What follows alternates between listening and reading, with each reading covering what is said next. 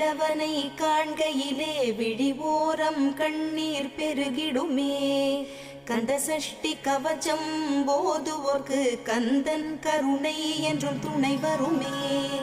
பங்குனி உத்திர நாளினிலே உனை நினைந்தே காவடி சுமந்து வந்தோம். புன்னகை புரியும் ஷண்முகனே உன் சன்னதி தேடி ஓடி வந்தோம்.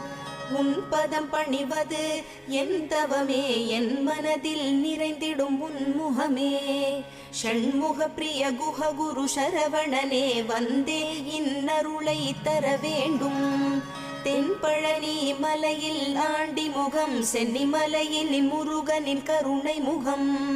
மன ஆறுதல் தந்திடும் ஆறு முகம், தருவாய் பக்தருக்கு 100 வரும். கோதையர் இருவர் மலை மேலிருக்க, திருமுருகனும் எழிலாய்